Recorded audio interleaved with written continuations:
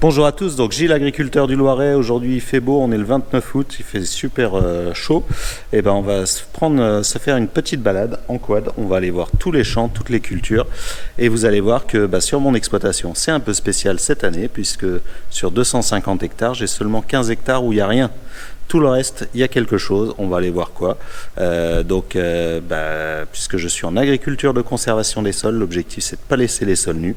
Donc pratiquement tout est semé ou couvert. Alors tout n'est pas levé, on ira voir, en particulier les colzas. Il y en a qui ont été semés dernièrement, qui commencent tout juste à pointer. Il y en a d'autres qui ont été semés il y a plus longtemps.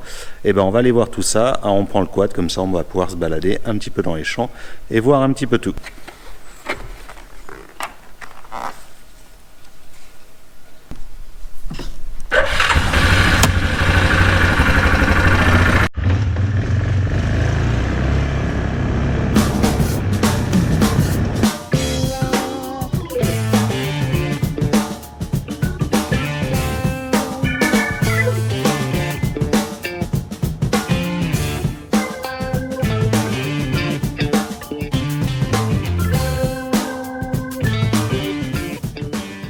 Arrêté dans les premières parcelles, donc là 2 parcelles l'une à côté de l'autre, c'est les mêmes précédents, un blé, avant c'était un maïs, et là je fais 2 choses différentes. D'un côté j'ai semé des couverts, de l'autre puisque ce sera de nouveau un maïs l'année prochaine, puisque la rampe d'irrigation sera sur cette parcelle là.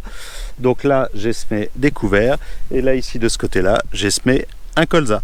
Donc on va aller regarder un petit peu, ça commence à lever, mais ici il fait très sec. On a eu de l'eau fin juillet, donc pas mal d'eau. On a eu de la chance, on est tombé sous un orage. On a eu 60 mm sur cette parcelle, sur cette ferme, 40 sur l'autre. Donc c'est là où j'ai semé mes colzas, et un petit peu de couvert. On ira les voir, ils sont beaucoup plus beaux. Ensuite j'ai semé cette deuxième partie de couvert. Là ils n'ont pas eu d'eau, donc ça se ressent, vous pouvez voir. Il y a quelques févroles qui sont partis, on les voit là, et puis le reste ça a du mal à partir. Donc il y a du tournesol et de la facélie avec, il faudrait un petit peu d'eau pour que ça parte. Dans les colzas à côté, ça a été semé la semaine dernière, donc pas eu d'eau non plus. Alors j'ai décidé de les semer en direct pour essayer de garder le peu de fraîcheur qu'il y avait dans le sol. Et à certaines places ça commence à sortir de temps en temps. C'est pas flagrant, mais ce qu'il leur faudrait c'est un petit peu d'eau pour que ça sorte. Là, je sais pas si vous pouvez voir, ici on en a un autre ici, un petit là. Donc ça commence à sortir tout doucement. Ils sont tout petits, donc il va leur falloir de l'eau pour vraiment se développer et puis être suffisant. Donc ici il y a aussi de la férole qui a été semée et de la luzerne, du lotier ici, avec un test avec du trèfle blanc. Donc c'est trèfle blanc et lotier en couvert permanent, de la févrole pour le couvert jusqu'à l'automne, et bien sûr le colza qu'on récoltera l'année prochaine. Donc tout ça c'est en train de lever tranquillement.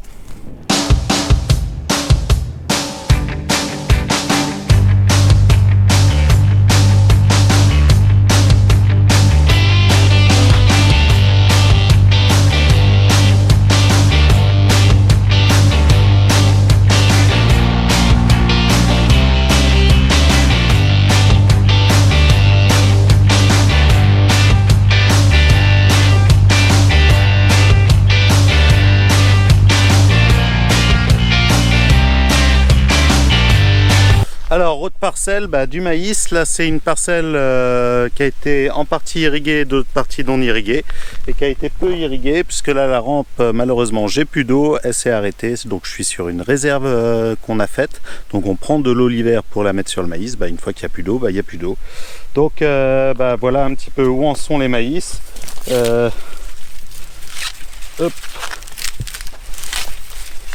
Donc ils sont de plus en plus...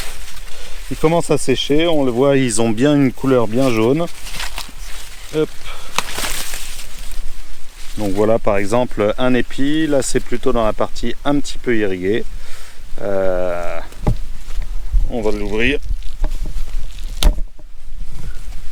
Ouais, donc là ils sont encore bien mous, il y a encore du temps avant que ce soit sec. On ira voir sur l'autre ferme le maïs sec, et on verra qu'il est beaucoup plus avancé.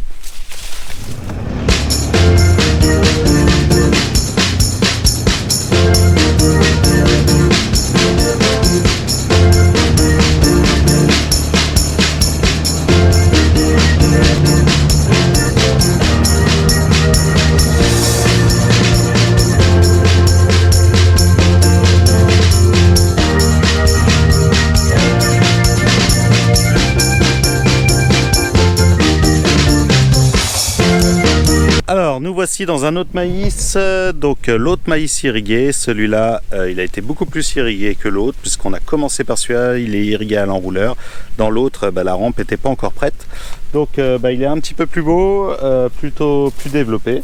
On va aller voir un petit peu plus loin, il y a une partie qui est arrosée en double et vous allez voir la différence, c'est énorme, les maïs sont vraiment magnifiques. Cette année, c'est vrai que c'était une année où il y avait besoin de pas mal d'eau. Donc voilà le type de maïs qu'on a ici. Et si vous regardez au sol, ça a été tout labouré par les sangliers qui sont passés tout ici. Je commence à avoir un petit peu de sangliers là qui traînent dans mon maïs. Donc voilà, j'espère qu'ils feront pas trop de dégâts. Là, ce que je vous propose, c'est qu'on traverse toute la parcelle de maïs là en travers et vous allez voir, il y a des grosses différences de hauteur de maïs. Là, vous voyez, il m'arrive à peu près à hauteur de tête et il y en a qui font qui m'arrivent seulement aux épaules et puis il y en a d'autres qui sont vachement plus grands. Allez, on traverse pour voir un petit peu les différences qui est liée surtout aux différences de terre.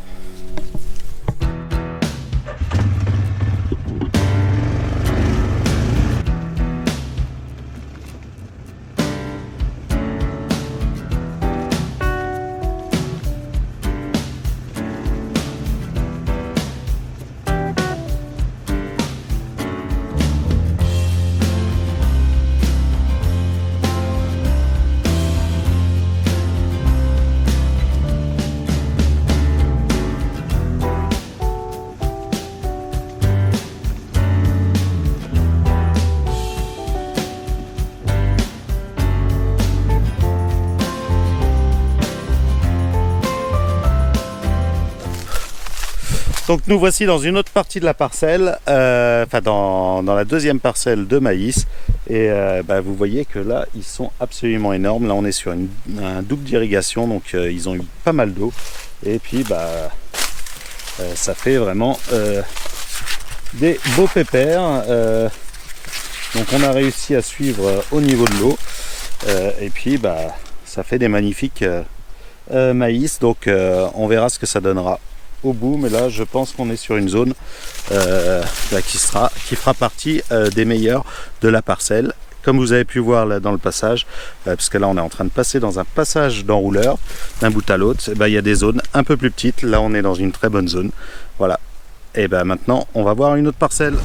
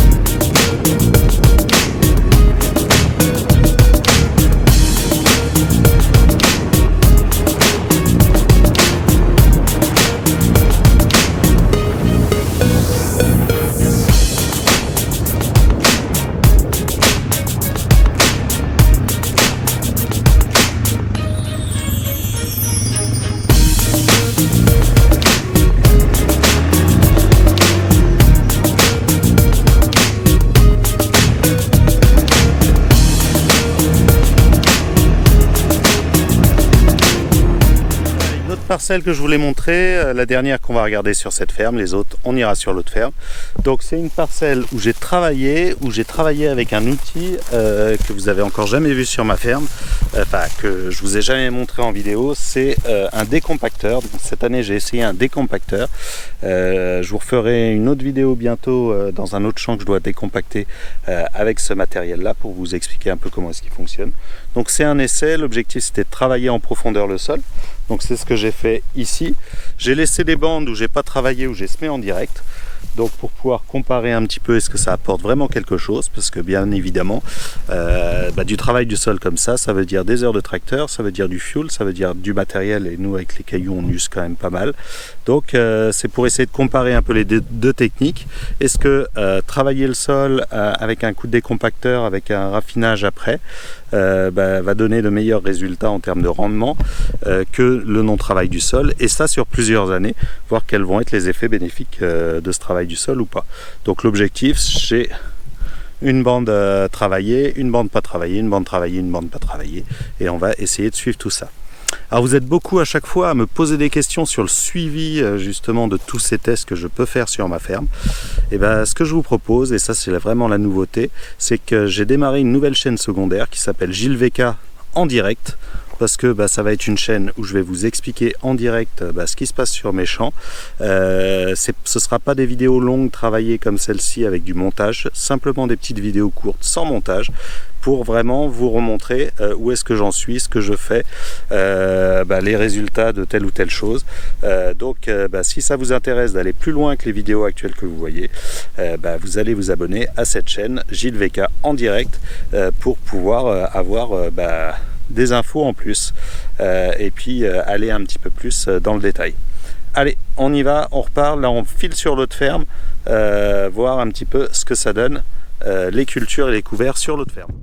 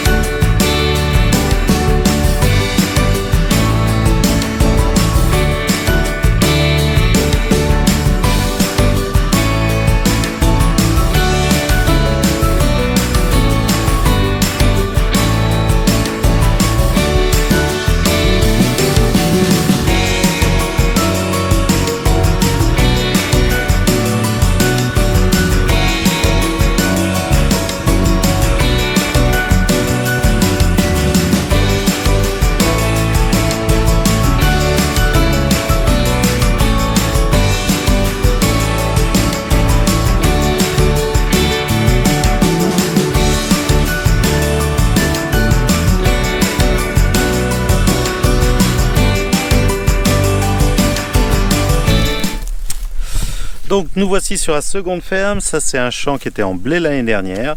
Je ne sais pas si vous vous rappelez, il y a 2 ans je l'avais semé j'avais semé un colza avec du trèfle en dessous. Et notre trèfle il est toujours là, il est toujours présent. Et donc ça fait mon couvert. Donc je l'avais gardé l'été dernier avant d'implanter le blé, et là l'année prochaine j'implante une orge. Donc j'ai toujours du trèfle. Alors je trouvais que j'en avais pas assez, même si là il s'est bien garni, donc j'ai ressemé en plus un couvert. C'est le mélange, je vous avais fait une vidéo avec le mélange des couverts, donc il en fait partie. Donc là à faible dose, parce qu'on était il y avait déjà le trèfle de présent. Donc là dans quelques semaines ça va vraiment complètement couvrir le sol, donc c'est plutôt une bonne chose, parce que là comme vous pouvez voir ça commence à pousser, les trèfles sont là, on a aussi un petit peu de colza, un petit peu de radis qui sont bien levés, qui sont bien partis. On a quelques, oui ça c'est un radis, on a quelques févroles, enfin bref, un beau couvert en perspective pour dans quelques semaines, quelques mois. Dès qu'il va tomber un petit peu d'eau, c'est toujours la même chose, ce qu'il nous faut c'est de l'eau. Donc voilà, là nous voici dans une parcelle qui était avant févrole, et là le couvert est vraiment magnifique, c'est un des premiers semés, et donc il part bien. Donc on a bien les radis, on a de la vesse, on a du trèfle, on a, qu'est-ce qu'on a d'autre, ouais, les radis, un petit peu de févrole, je sais même plus tout ce qu'on a, tellement il y en a. Et donc ça, il y a du lin aussi, donc pas mal de choses. Je pense que ça va faire un couvert vraiment sympa. Donc là-dedans on sèmera du blé dans quelques mois, donc un couvert rapide.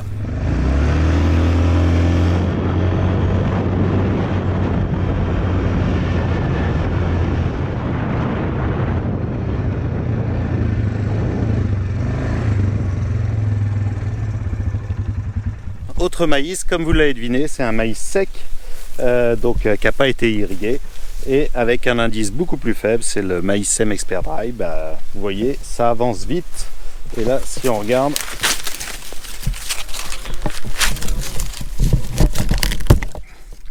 si on regarde, il est beaucoup plus sec. Il est quasiment sec.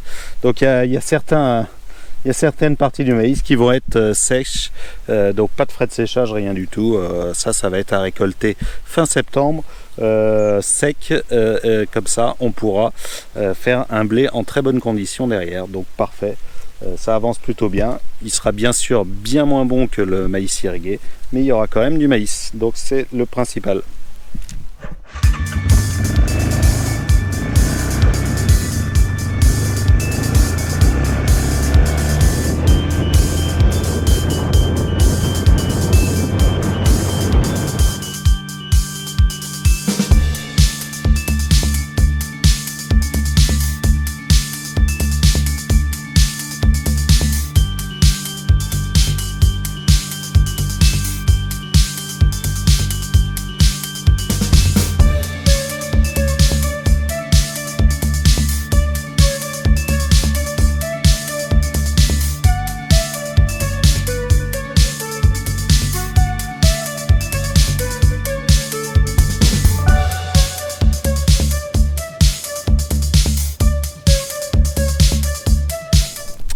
Donc nous voici dans une parcelle de colza, du colza qui a été semé fin juillet.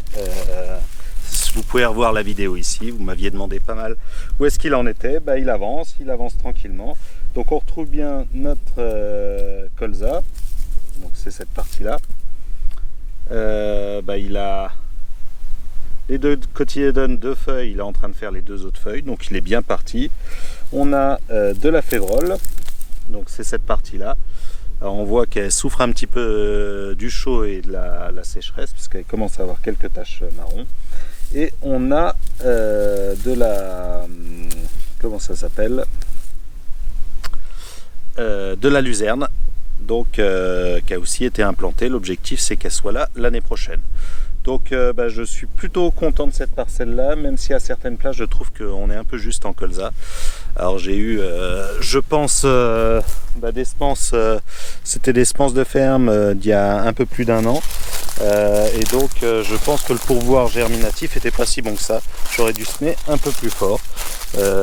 Comme je me suis mis à semer début août, j'ai pas eu le temps de faire mes tests de germination, puisque il était tombé de l'eau, il y avait une opportunité et je pense qu'il faut saisir les opportunités.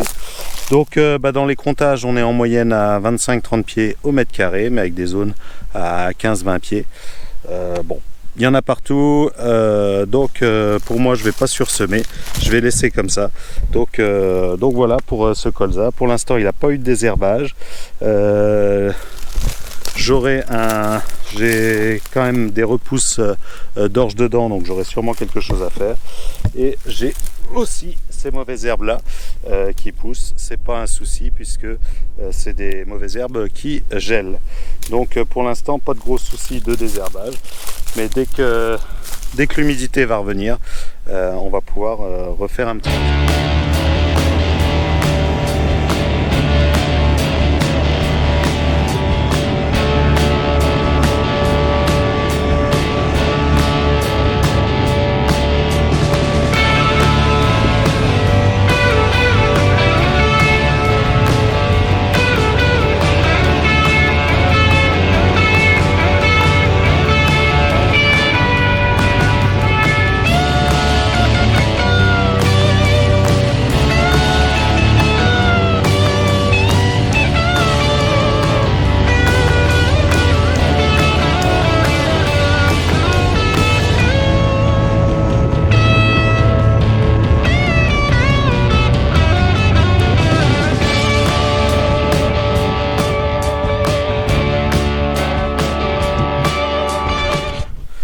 Alors voilà, autre parcelle, autre culture, c'était de la luzerne porte-graine. Alors que normalement on devrait être en train de récolter, ou au moins qu'on aurait déjà endainé à cette période-là. Le problème c'est qu'elle s'est pris vraiment la canicule et il y a très peu de graines, là j'en ai quelques-unes, mais ça représente pratiquement rien sur les plants. Donc malheureusement ça vaut pas le coup par rapport à la quantité de graines de mettre la moissonneuse batteuse dedans, donc j'ai décidé de ne pas la récolter. Donc comme je sais qu'il y a pas mal d'éleveurs qui ont des soucis en ce moment de nourriture, s'il y a un éleveur qui est intéressé par cette luzerne, alors certes elle est pas, il n'y a pas énormément de choses, mais le peu qu'il y a, si ça peut vous intéresser, je vous la ferai à un petit prix, donc n'hésitez pas à m'envoyer un mail ou à m'appeler, surtout des personnes en local, pas des personnes très très loin qui ne viendront pas chercher la marchandise, et puis des personnes en local qui ont l'habitude de faire ça, pas des marchands de fourrage, vraiment des agriculteurs, et ce sera avec plaisir que je vous le vendrai à un tout petit prix. Voilà, allez, on file encore dans une autre parcelle.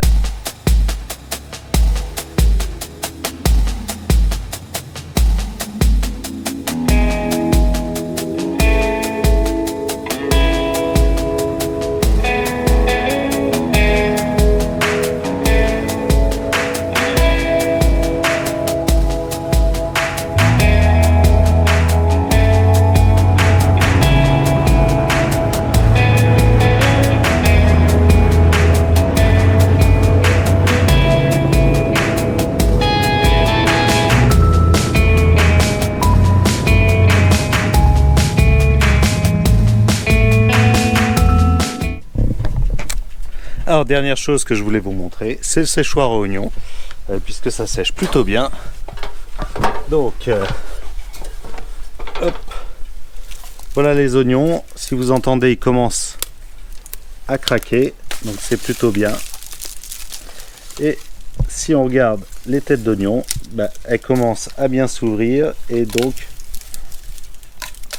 les graines commencent à se détacher toutes seules, donc plutôt bien.